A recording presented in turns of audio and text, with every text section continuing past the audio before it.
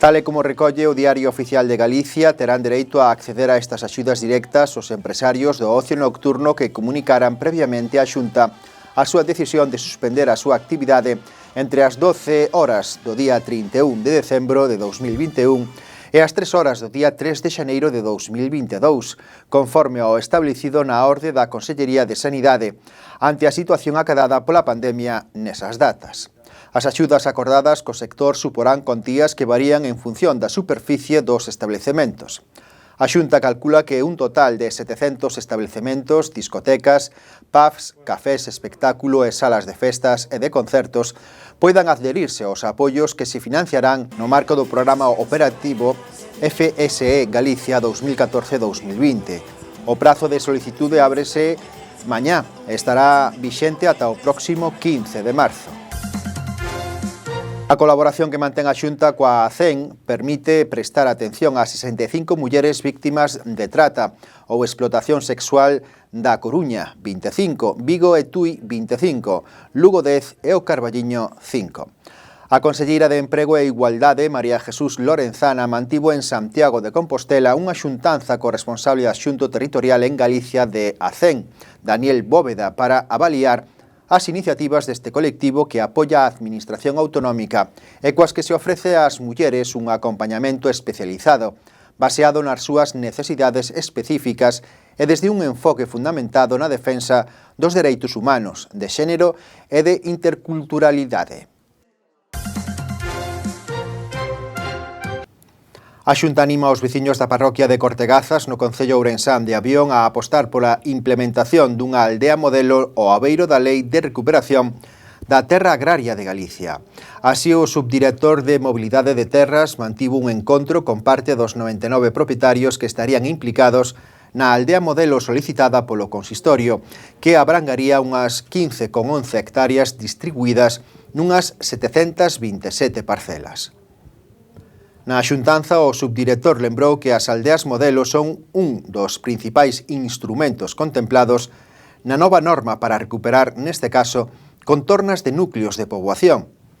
Así, xunto cos polígonos agroforestais ou as agrupacións de xestión conxunta, trátase dunha ferramenta concibida para crear nova actividade económica no rural, contribuindo á xeración de riqueza e á fixación de poboación, ao tempo que se avanza na anticipación os incendios forestais, o exercer esta actividade de basa natural fronte aos lumes. O Pleno do Carballiño rendeu esta mañá unha homenaxe ás víctimas do naufraxio do buque galego Villa de Pitanxo. Representantes dos grupos políticos gardaron un minuto de silencio decretado pola Xunta de Galicia en memoria dos falecidos nesta traxedia sucedida en Terranova, con 10 mortos e 11 tripulantes do pesqueiro desaparecidos.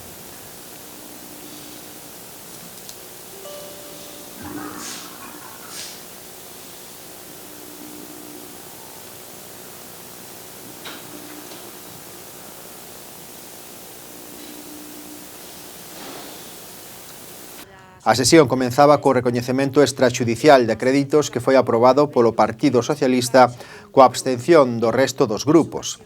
Entre eles figuraba o convenio coa Asociación de Rede de Cidades que Camiñan ou a Asociación do Camiño Miñoto Ribeiro. A oposición pedía explicacións polos beneficios para o Carballiño a presenza nestas asociacións. O Pleno aprobou a moción do BNG sobre o apoio á figura de Rosalía de Castro e nomeamento do día 23 de febreiro como Día de Rosalía. Nelas, exemplos en plena vixencia como é, repito, o amor á nosa lingua, a difusión e posta en valor da nosa cultura, en definitiva, o orgullo de ser galegos e galegas.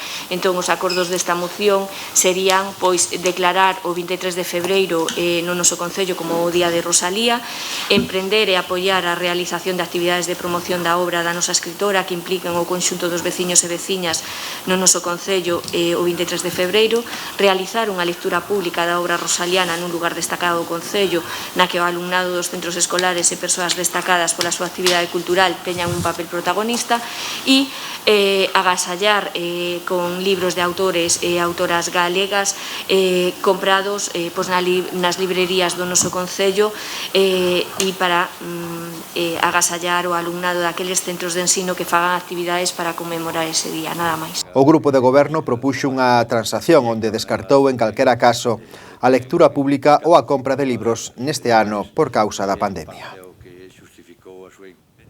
A modificación das ordenanzas municipais ven de natureza urbán ou plusvalías aprobouse coa abstención do Bloque Nacionalista Galego e Espazo Común e en contra do Partido Popular. O Partido Popular propoñía un cambio no sistema de liquidación do usuario, aínda que a proposta do Partido Popular non se aprobou. Deixan unha limitación para o suxeito pasivo, que para quen ten que liquidar o imposto, que desde o primeiro momento, desde o momento que presenta a documentación, para que nos fagamos idea, en 30 días desde que fai unha venta ou no prazo de 6 meses desde que recibe unha herencia, ten que marcar unha de dúas casillas, ou ben a optar polo sistema de coeficientes ou ben a optar polo sistema de estimación directa. Claro, que pode pasar? Pois que nese momento, sobre todo no caso de ventas ou outra serie de supuestos que se teñen que liquidar en 30 días, o suxeito pasivo non teña todos os datos para poder estimar cal é a opción que máis lle convén. E, polo tanto, vese obrigado a presentar, a tomar unha decisión sin ter os datos que sí ten a administración. Me refirme sobre todo ao valor catastral do suelo, que moitas veces non ven detallado no recibo da contribución. Por lo tanto, nós creemos que se podería añadir algo tan sinxelo como añadir unha terceira casilla na cal o suxeito pasivo pode optar polo sistema máis barato. Simplemente se trata deso. Sabemos cal é a consecuencia deso. A consecuencia é que o Concello tería que facer dúas liquidacións en vez de ter que facelas o usuario. Pero a min, sinceramente, pareceme que iso é perfectamente posible. O Concello está aberto a cambios na facilitación deste pago, o cal estiveron de acordo os grupos. O Pleno tamén aprobou por unanimidade que o Concello lidere unha plataforma de apoio ao enlace AG53 coa autoestrada AG56. Espazo Común tamén emitiu unha moción sobre a legalización dos verquidos da depuradora do Carrás. Un trámite imprescindible para que os organismos de control medioambiental deixen de impor sancións ao Concello. Espazo Común poñía a cifra de 200.000 euros como gasto innecesario do Concello pola mala xestión. O 80% do informe polo que vostedes pagaron, 4.200 euros no ano 21, xa estaba en poder do Concello por 1.500 euros dentro do ano 18. E así se escribe a historia, A realidade é que, claro, di vostede, non, Viacua di que está todo ben. Como non vai dicir Viacua que está todo ben? Sea responsable e cobra o Concello, creo que lle custa, alcalde, corríxame se me equivoco, preto do 1,5 millón de euros a xestión da auga aos veciños do Carballiño. Estas multas aparte. O que é o ciclo da auga, cas depuradoras e demais, creo que é en torno a 1,5 millón, non chega, pero non lle falta moito, o que cobra Viacua anualmente para que encima teñamos que pagar estas cantidades. Con respecto ao que di Ricardo, a ver, todos desexamos que se acepten as alegacións, pero está claro que o Concello do Carballiño, por desidia de 2 alcaldes, e un leva 7 anos, non ten legalizados eses verquidos. Di vostede, non, seguro que tiñan tratamento. É igual, é dicir, non é un verquido non autorizado. Como comproba a Confederación eso? É dicir, un verquido, se non está autorizado, quen pode confirmar que está tratado? Que non pode confirmar? Ese é o problema, senón que estamos chamándolle parvos aos da Confederación, entonces son tontos. Hai unha norma, a Lei de Augas de Galicia di claramente que teñen que estar legalizados os verquidos. A ver se agora podemos decir que as leis importan cando nos interesa, e que falar aquí de legislación é só cando interesa. Aquí non se cumple a lei. E non se cumple a lei por abandono, por deixadez. Non se cumple a lei porque non se fixeron as cousas ben. En 11 anos que o Concello do Carballiño, ca entidade que ten, que presume ser cabeceira de comarca, non sexa capaz de legalizar unha edar, pois claro, os equipos de goberno que pasan polo medio quedan en moi mal lugar. O que debemos é axilizar por todos os medios esta legalización. Ademais, están contando con, ou deberían contar, porque, según vostedes, non teñen técnicos medioambientais no Concello, deberían contar con técnicos externos, e entón, bueno, si se lle paga aos técnicos para facer isto e nin así se fai. O que sei é o que pon aquí. Mira, no 12 e no 13 o Concello de Carballiño presentou documentación. A Confederación non contestou nada. Nada.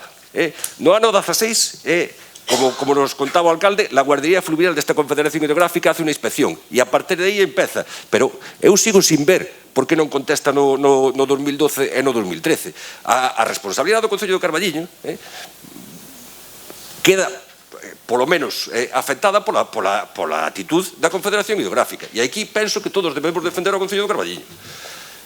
Porque, claro, parece que a Confederación Hidrográfica o que fixo aquí é unha cousa do máis normal. A mí sígueme sin cuadrar como un organismo público como a Confederación durante 11 anos non é capaz de rematar un expediente. Se tiña que remitir documentación ao Concello de Carballiño, que a requira. E o Concello de Carballiño remitiría ou non remitiría. Non vexo ningún requerimento que fixera a Confederación que non fora contestado polo Ayuntamento de Carballiño, polo alcalde que fora no momento que fora. Que temos moito vertido directo ao Carrás, que está sin conectar co colector xeral e ca depuradora. Esa parte temos que mellorar e, por outro lado, temos que mandar o máximo caudal posible de augas pluviais limpas ao río, para reforzar que tamén nos lo piden. E nos piden obras que vayamos enfocando nese sentido. A estrada de Ourense vai levar as augas limpas. A captación e o arranxo que fixemos ao pasar o tanque de tormentas, evidentemente, xa eliminou toda aquela fosa sética e toda aquela porquería, xa quedou conectado. Fixos este ano. E temos que ir, bueno, pois para chegar ca máximo caudal limpo ao Carrás. Na medida en que aumentemos a masa de auga limpa, evidentemente, os parámetros reláxanse máis. Esa é unha realidade. O tempo que lle quitamos carga a depuradora.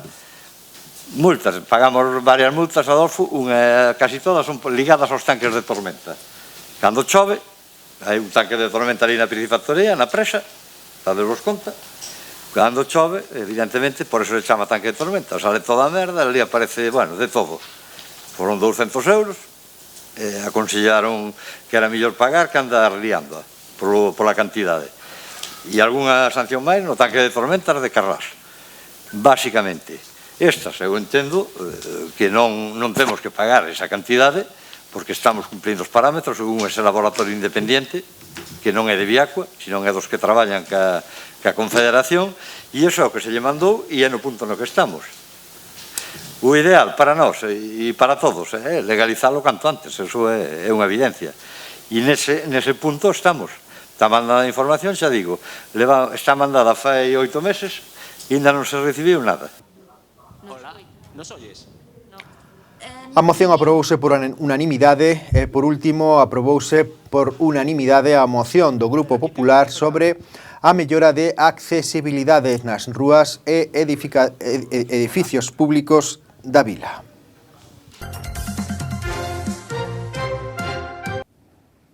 O sábado tivo lugar unha concentración no Concello do Irixo onde se incidiu na problemática que supón a construcción do parque eólico Pico Seco, tanto a nivel ambiental e estructural como para os habitantes do municipio.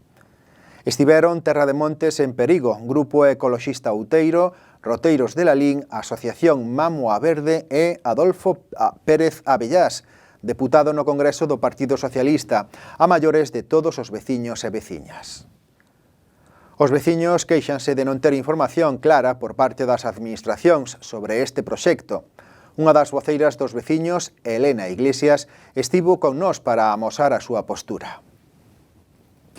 Efectivamente, non só é un parque eólico, senón son 3 máis unha liña de alta tensión. 3 parques fragmentados, porque a suma de todos eles a potencia é superior. Por exemplo, o tanto parque eólico de Pico Seco como Valdepereira, que saliron en exposición ao público a mesma vez, sumarían 51 megavatios, xa terían que pasar outros trámites que non están a pasar.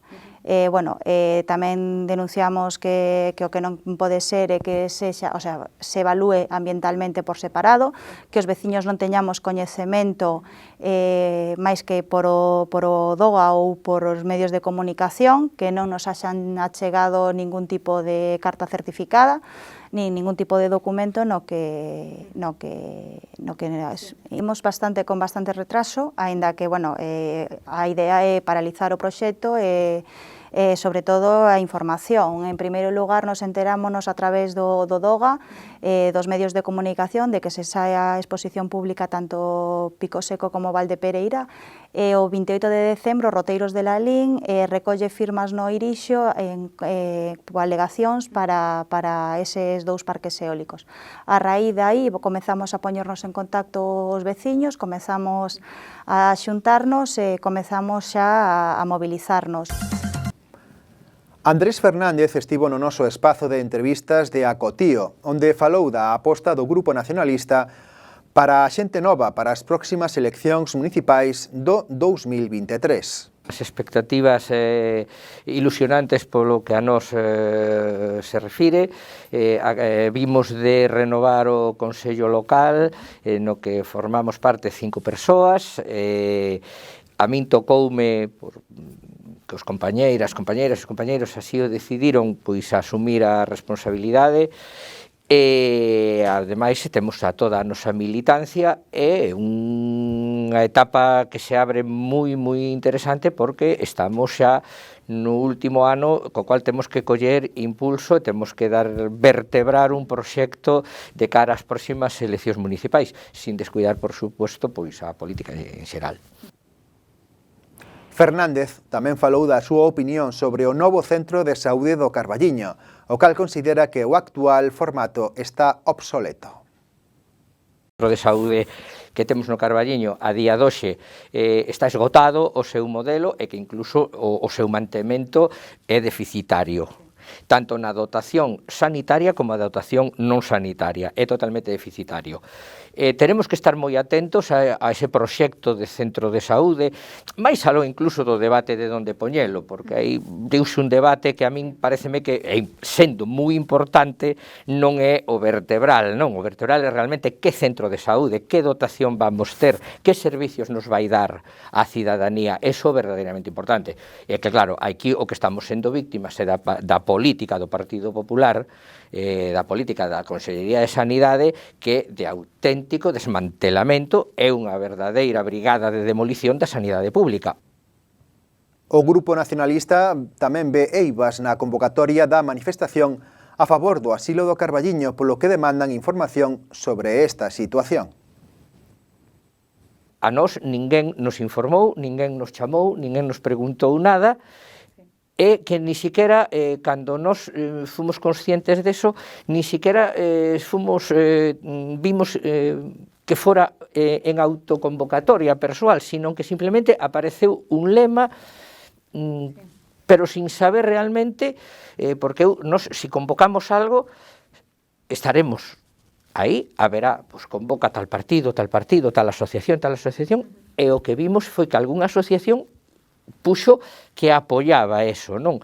Entón, nós o que demandamos é información.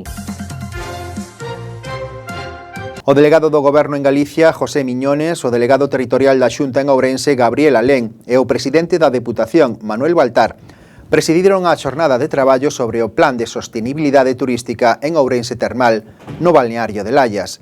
A ela acudiron os alcaldes dos concellos da comarca do Carballiño e Ribeiro. Este plan lévase a cabo coa colabora da Secretaría de Estado de Turismo, a Axencia Turismo de Galicia e a propia Deputación para a execución do Plan de Sustentabilidade Turística en Ourense Termal, cuxo obxectivo é xerar competitividade en 15 municipios termais rurais cun investimento de máis de 3 millóns de euros nas anualidades 2022-2024. O plan abordará desde a súa singularidade termal o deseño de modelos turísticos máis competitivos e sostibles, tanto no medio rural como nos destinos urbanos, así como tamén en espazos naturais protexidos. Bueno, vamos a explicarle precisamente agora a todos os concellos, municipios, xa está en marcha o plan. En 2022 e 2023 teñen que estar os proxectos en marcha, neste caso no de Ourense Termal así será, e lógicamente temos prazos sempre cos plans de recuperación que van moi limitados e, por tanto, necesitan de unha acción inmediata. Ainda así tamén podo adiantar que estamos traballando na procura de conseguir prórrogas a estes plans que estamos a presentar agora de turismo sostible. Actuarase en 5 eixos. Por unha banda, a gobernanza colaborativa e a intelixencia turística, crecemento sostible, transformación competitiva, espacio turístico, empresas e personas. Por último, en quinto lugar, traballarase no marketing turístico con produtos que inclúan o Camiño de Santiago, deporte, natureza, roteiros termais e a visita de prescriptores estratégicos. O Concello destaca o incremento no Departamento de Dereitos Sociais. Este programa social chamado Axuda de Dereitos Sociais foi creado polo Goberno Municipal en 2021 cunha duración de 6 meses.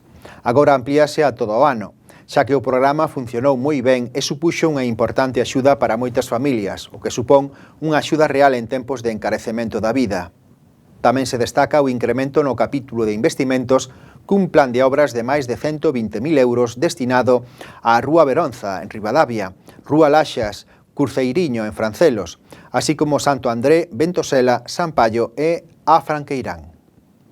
Ademais da aportación municipal do Concello, o convenio coa Confederación Hidrográfica para a renovación das canalizacións de San Cristovo ten un orzamento de 614.600 euros, tendo 418.500 euros de ingresos e unha aportación municipal de case 200.000 euros de recursos propios.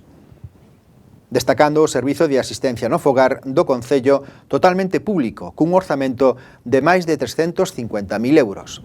Outros servizos, xantar na casa, programas de conciliación, axuda de material escolar, ademais do xa mencionado, axudas de dereito social. O alumnado de 150 centros de educación primaria e secundaria de toda Galicia poderán participar na terceira edición do concurso artístico Eu Son Pilabot, enmarcado na campaña de sensibilización ambiental coa que a Consellería de Medio Ambiente, Territorio e Vivenda busca fomentar desde o ano 2018 a recollida selectiva de pilas, acumuladores e baterías usadas no eido escolar. Poderá presentarse ao certame calquera tipo de obra en formato imaxe, fotos, mosaicos, debuxos, etc., que teña como temática principal o reciclado de pilas. O prazo de inscripción xa está aberto para o alumnado dos 150 colexios adheridos este ano á campaña Pilabot, ao redor de 36.000 rapaces, polo que todos aqueles que estean interesados poderán anotarse e enviar as súas creacións ata o vindeiro 31 de marzo. As creacións gañadoras daránse a coñecer do 23 de abril ao 31 de maio e os seus autores recibirán unha tableta como premio. Das 10 da mañá ás 2 do mediodía poderase coñecer a Casa Maior O Muiño situado en Feás. Das 4 ás 8 será o turno de A Garatuxa, de Cameixa. Lembran, dende o Concello, que son servizos gratuitos a modo de centro de día para ata 5 persoas por centro. As potenciais persoas beneficiarias do servizo Casas do Maior son persoas que teñan recoñecida unha situación de dependencia en graos 1 e 2, ou que, tendo presentada a solicitude de recoñecemento da situación de dependencia e do dereito ás prestacións do sistema, non se lle recoñece grao por non acadar a puntuación suficiente e que residan nos concellos onde se pon en marcha unha destas casas do maior. O PSDG-PSOE de Punxín exixille ao Grupo de Goberno Municipal que proceda a realizar unha limpeza exhaustiva dos camiños e vías públicas. Os socialistas denuncian o total desleixo e abandono que se vive no municipio con camiños públicos intransitables que impiden o paso da veciñanza ás súas fincas, montes e terreos, dificultando moito o seu día a día para facer as tarefas cotiás e tamén para poder moverse polo municipio. Dende o Grupo Municipal Socialista apuntan a que nos últimos días estáse a requerir aos propietarios das fincas que procedan á limpeza das mesmas, pero atópanse co abandono e a situación intransitable do camiño, o que impide o acceso ás mesmas.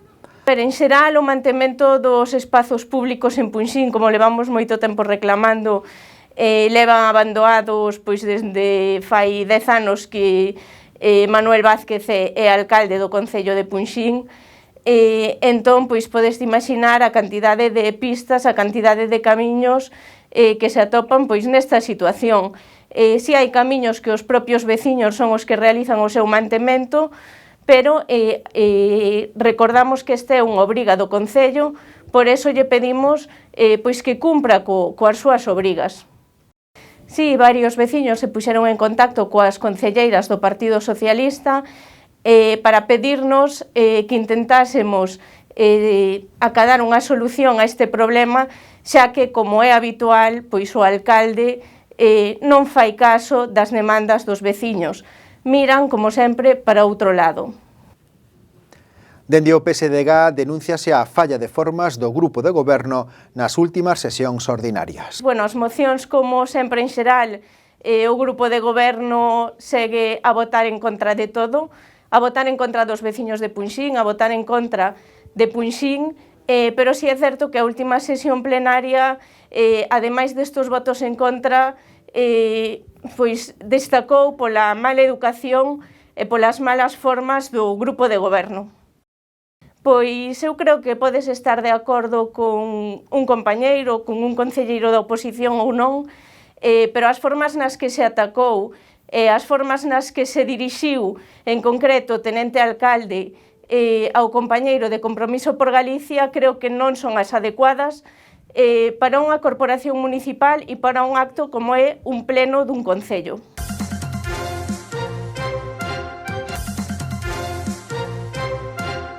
O Concello do Carballiño promove actividades polo Día de Rosalía de Castro. Non se poderá facer un acto público cos estudantes pola pandemia, pero faránse actividades tanto nos colexios cos estudantes como tamén agasallando libros e unha flor promovida pola Asociación de Escritores Galegos.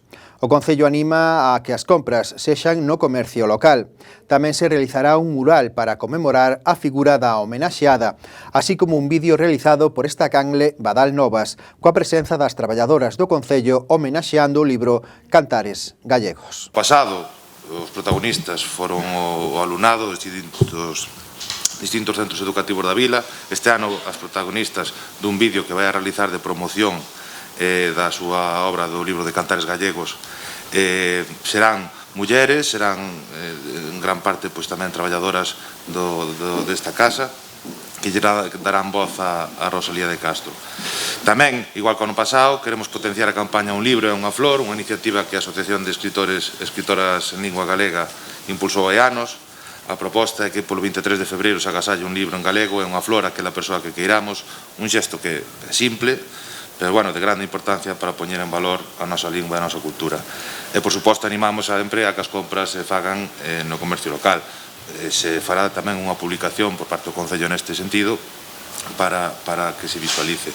Tamén anunciamos pois, que se realizará un mural para reivindicar a figura de Rosalía de Castro aquí no Carballiño, nun espazo céntrico que temos prácticamente pechado e que, bueno, pues, reforza un pouquiño pois, a súa imaxe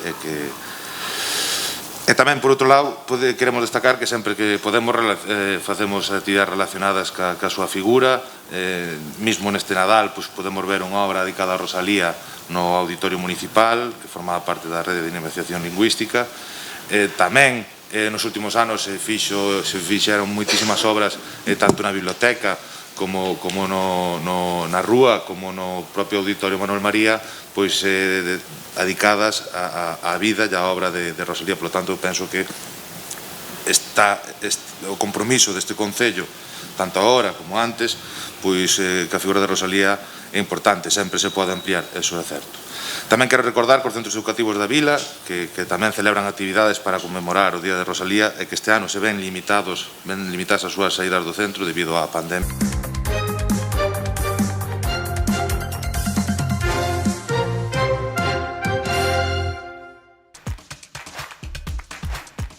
Un total de 27 adegas da denominación de orixe Ribeiro danse a coñecer estes días na feira Vinexpo en París, na primeira acción de promoción conxunta levado a cabo pola Asociación de Consellos Reguladores do Viño de Galicia e das augardentes e licores tradicionais de Galicia.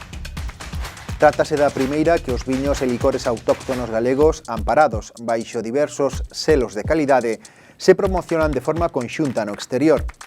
O presidente do Consello Regulador do Ribeiro, Juan Casares, sinalou que con esta actividade damos comenzo ao noso periplo internacional para a promoción dos viños da denominación de orixe, dando un 60% do noso investimento en promoción aos mercados exteriores.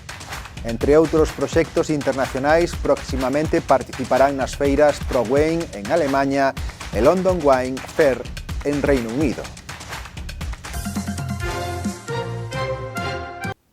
O Concello do Carballiño executa nestes momentos a primeira intervención contemplada dentro do plan de rehabilitación do barrio de Flores, onde naceu a Vila do Arenteiro.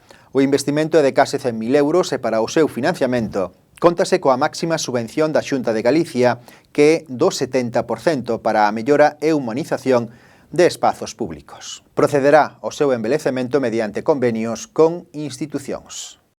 A iniciativa foi posible grazas á cesión gratuita do espazo por parte da sociedade propietaria do aparcamento dunha familia de orixe carballiñesa, a que o Concello do Carballiño lle amosa o seu agradecemento.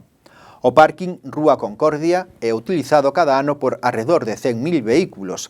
Conta con ducias de prazas reservadas para os usuarios de diversos establecementos hoteleiros do centro da cidade, polo que é un emprazamento de gran interese para a promoción turística do Carballiño.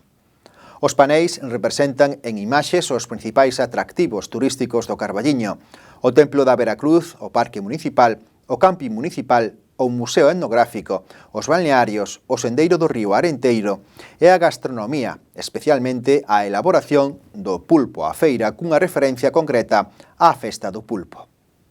O concelleiro de Turismo, Manuel Dacal, asistiu á instalación destes paneis e que a partir de hoxe serán un bo reclamo turístico do Carballiño en Ourense. Valentina foi premiada como o mellor filme de animación. Esta longa metraxe de Chelo Loureiro rodouse co apoio do goberno presidido por Manuel Baltar dentro da aposta da Deputación de Ourense polo sector audiovisual. Unha estrategia concretada na transformación da provincia nun gran estudo para acoller todo tipo de rodaxes. O actor Chechu Salgado, nado en Sober e afincado en Ourense, foi premiado como o mellor actor revelación polo seu papel de Zarco en Las leyes de la frontera. Este filme, dirixido por Daniel Monzón, adaptando a novela homónima de Javier Cercas, acadou onte en Valencia 5 premios Goya, converténdose na gran triunfadora da gala detrás de El buen patrón de Fernando León de Aranoa. O Casino do Carballiño agasallará os fillos e fillas dos seus socios cunha superfesta infantil de Entroido, o luns 28, entre as 6 e as 8 da tarde. O aforo é limitado respetando as medidas COVID-19, polo que piden a todos os interesados que se acheguen á oficina do Casino do Carballiño en horario de luns a xoves, de 6 a 10, ou venres de 10 a 1 do mediodía, a recoller a súa entrada. A festa contará con animación musical e hinchables. Recordan tamén a todos os pais e nais que soamente poderán entrar no recinto da festa os nenos e nenas. Haberá unha persoa na entrada do casino recollendo as entradas e dirixindo os nenos. Os máis cativos serán os protagonistas da primeira xornada do Entroido que se levará a cabo o sábado 19 de febreiro a partir das 4 da tarde na Insua dos Poetas, baixo o título Entroido para rapaces, en a que non faltará a animación musical, os xogos, os concursos e ata orellas e filloas de Entroido. O evento será de balde, cumprirá estrictamente as normas en materia de seguridade e hixiene. A animación musical contará con Nizan Igrexas e a súa batería e Paco Pacolas. Ademais, presentarase por vez primeira os persoaxes da Insua dos Poetas, xograres e soldadeiras, inspirados na época medieval.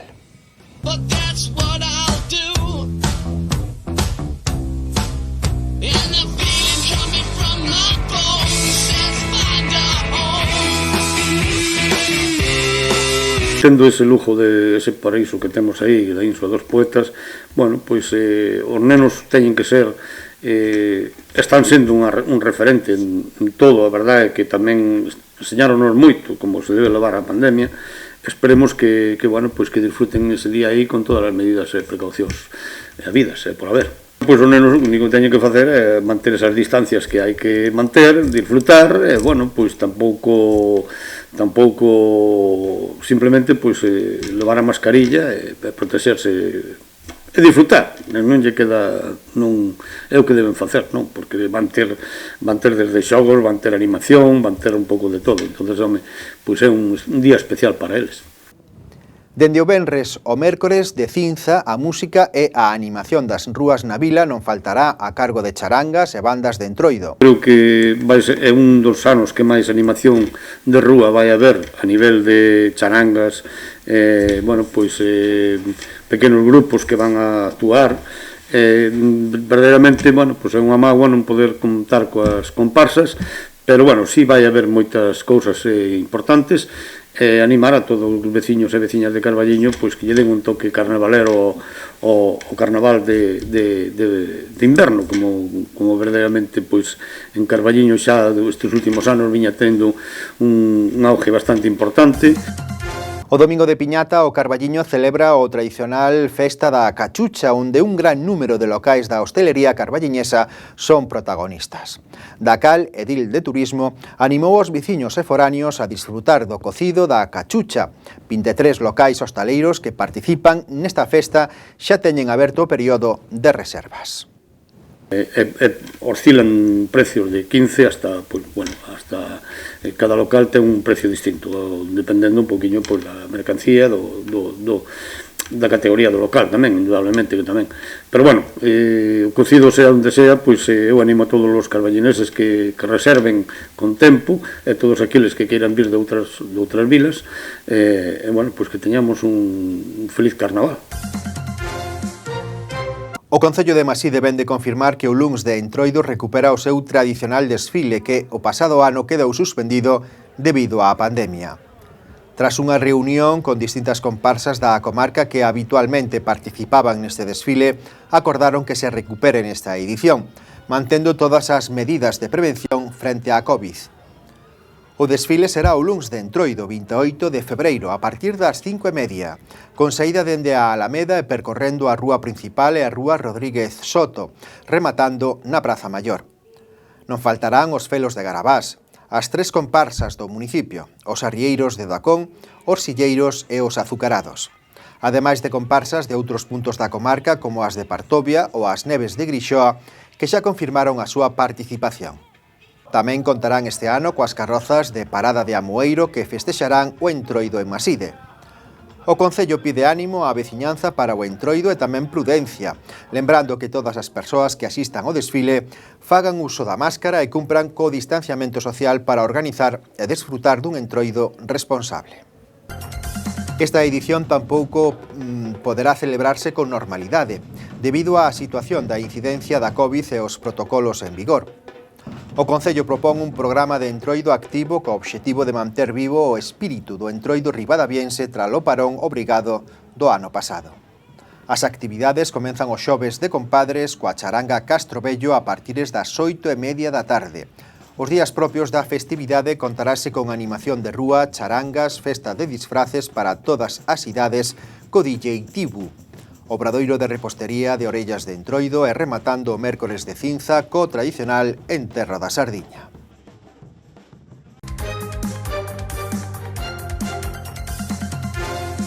Tiruleque Grupo de Teatro anuncia a mostra de teatro amador Terras do Orcellón que se celebrará en outono no Carballiño. Nesta ocasión vai na súa 15ª edición. O prazo para presentar os traballos remata o mércores día 1 de xuño de 2022 e ábrese a posibilidade de presentar obras no formato de microteatro. Hoxe fixeron públicas as bases para poder presentar obras participantes. As obras deben estar interpretadas en galego cunha duración mínima de 60 minutos e máxima de 90 para os espectáculos tradicionais e de 15 minutos mínimo e 20 máximo para o microrrelato. Por último, os grupos participantes sexan aficionados. As bases completas poden consultarse na páxina de Tiruleque. O Centro Comercial Aberto quixo festexar o San Valentín pondo ambiente e música nas rúas do Carballiño, entregando rosas aos viandantes na rúa principal, esta mañá amenizado pola música romántica dun guitarrista. Ademais, tamén se entregaron os agasallos do gañador do sorteo de San Valentín durante toda a xornada. A xerente do CCA, Noelia Mares, contábanos como ía a xornada dos namorados. Desde o Centro Comercial Aberto do Carballiño queremos festexar o San Valentín. Estamos pondo un pouquiño de música e ambiente ás rúas da nosa vila e agasallando cunha flor a todos aqueles que pasen ao noso carón, porque merecemos festexar o amor máis que nunca. E o comercio local quere facer un agasallo a todos os nosos veciños. A parte, hoxe estamos agasallando de maneira especial a esa persoa que lle tocou o premio de San Valentín.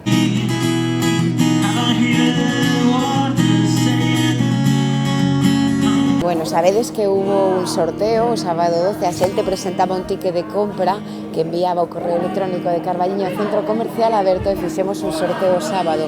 Non dixemos quen era porque queremos que hoxe teña unha sorpresa a persoa que lesiu.